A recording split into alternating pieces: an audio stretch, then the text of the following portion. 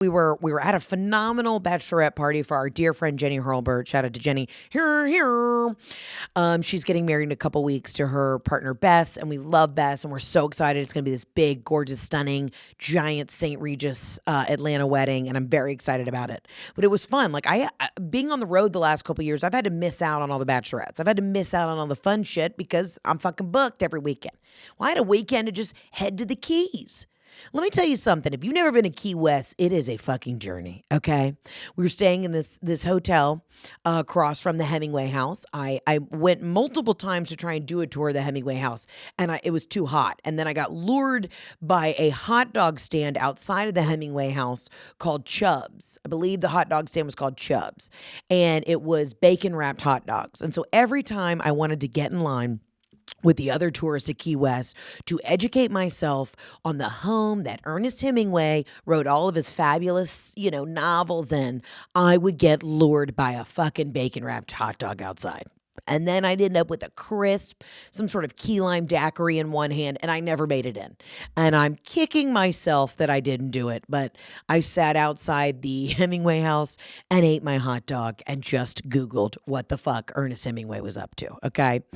I do highly recommend if you go to Key West, find a place with a pool, though. Key West is interesting. There are beaches, but there's a lot of construction going on right now, so it's not like there's like resorts on the beach. You got to get a boat, okay? If you go to Key West, you got to get a jet ski, you got to get a boat in order to feel that cool breeze and that gorgeous crystal blue clear water on your legs. You're going to have to find somebody who can get you in the water. It's an island with a cute little town on it, but it's not like you're just hanging out on the beach. I didn't know what I was getting into. But we went down. It was so fun. We had a great group of girls. And I'll tell you what, we had 7 girls on this Bachelorette sweet spot. I think some people doing the 43 friends on a Bachelorette, 22 girls on a Bachelorette, it's too many fucking people. Unless you're at your own all-inclusive resort and you can check in and don't have to leave the place, it's too hard. Above 7, it's too many people. And we saw so many bachelorettes of like 40 women traipsing down the street, and they're all in matching Lululemon tennis skirts and white tank tops. And I'm telling you, as the chubby friend out of this group, if Jenny, the bride, would have said, Heather, I want you to wear a tight white Lululemon crop top and a skirt, I would have literally punched her in the teeth. There were so many fellow thick chicks on other bachelorettes that I saw that were squeezed into outfits they did not want to be in. And I kind of looked at them. And that's what I love about a bachelorette in your 30s. It's come as you are. Yeah, we had a theme night where we wore wigs and we went to a drag show and we had a blast. But you didn't have to wear an outfit. Now, do I love a themed party? I sure do. When I'm able to announce my big announcement of what we're doing next year, there's going to be themed parties. So I'm going to eat my words in a second. But if you ask, there's nothing worse than when you have a thin bride who then asks everybody else to wear a thin outfit and your ass can't fit into it. I mean, there were a couple girls at the drag show where I looked at them and I said, you should have said no. You should have said no. I feel like there's a country song. I should have said no, should have said no.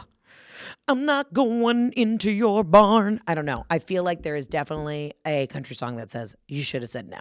Martina McBride? Maybe. It's not coming to mind. But it was nice. We went to nice dinners.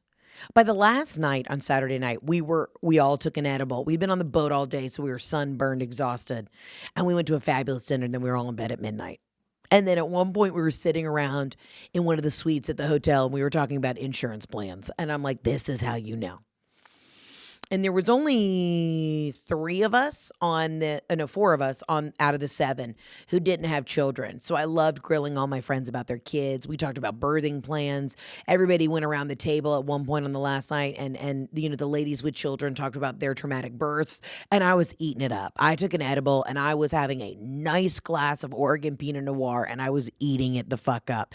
And every time our waiter came over, and of course you're in Key West, so we had a tongue ring. Every time he came over, he was like, whoa, what did I walk into? And I'm like, Trevor, just stay.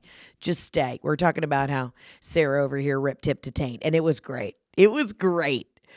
But yeah, these bachelorette parties are getting too big. If you got 20 girls and you can't make a dinner reservation, or do you have out of your fucking mind? Where are you going to go? You can't even split up into 2 tables of 10. You got to do 4 tables of 5. It's too much. So I liked having a more intimate bachelorette. That was the way to fucking go. But I also think it's a testament to when you get married in your 30s, you only want about 4 people up there anyways. You know, you're like, oh, God, y'all are all driving me fucking nuts. Everyone's driving me fucking nuts. I'll take 2 hussies over here who are, you know, maybe going to share their Ozempic. That's who I'm letting stand next to me. If I were to get married again, it would be whoever has Ozempic, period. But we had a great time. I mean, Key West, the people, the creatures of Key West. You can smell a Key West local coming from a mile away. One, they smell like Sunbum and Coors Light. And it is a beautiful combination. It's a little mentholy, a little, you know, a little crisp, a little yeasty from the Coors Light. And it's got a touch of coconut tropical punch from that Sunbum sunscreen. I saw a lot of Dodges, people driving a lot of Dodges and Kias in Key West. And every Uber driver that picked us up had some sort of bedazzled, cover for their steering wheel. And to anybody listening who's driving in their car right now and you have a bedazzled steering wheel cover, how the fuck do those jewels not get hot in the summer? How are you? I understand like a black leather steering wheel is hot to the touch, but when you then on top of it add another black layer with crystals, how the fuck is that not dangerous and uncomfortable in the piping hot Florida sun? Riddle me this. I mean, and everybody down there, it's so funny. We had the same Uber drivers multiple nights, and they're all, I'd get into the same conversation. This one great lady, Elena from the Ukraine, she'd been down there 25 years. You know, she's a local. She was a lesbian, which was fantastic. We were on a gay bachelorette. We were having a blast. And Elena was just giving me the tea, telling me, you know, where to go, what to do. And she just lives that 2-mile radius. And we saw her out of the bar at least 3 nights in a row. And then I saw her get in her car and drive some people home. You know? I'm like, Elena just had about 65 margaritas and is cruising the streets, which was fantastic. But at Key West, their main strip is kind of like... It's kind of like the French Quarter. It does give you French Quarter vibes in New Orleans, but cleaner. And it's a real juxtaposition because there's a naval base close by. So you're getting really intense military guys. At every bar we went into, they had giant Trump t-shirts on. And then they're also in the same bar as 55 drag queens. It's a very gay, inclusive community, but also super fucking patriotic. And you're like, your head's on a swivel the whole time you're there. Because 1, you're looking for a menthol, and 2, you're like, I don't know where I am.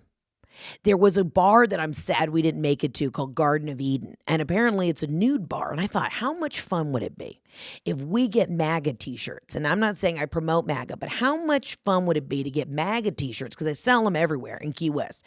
Get a t-shirt with Trump on the face and then just go labia out. It would fucking really ruffle some feathers. Because obviously you can't take photos in the nude bar. And my other friends who have been there before, they're like, oh yeah, there's just guys that wear like a t-shirt and then dong out. How much fun would it be to go in there with just Donald Trump covering your titties and full labia out? Again, I'm not a MAGA supporter, but I'm just saying, how much fun would that be for people to be like, what the fuck is happening? And just to sit on a stool with your cooch against the wood grain, smoking a menthol, having a key lime daiquiri, and just talking shop. I mean, I was looking forward to it. And I texted the idea to Jeff, and he said, absolutely not. So, buzzkill, honey.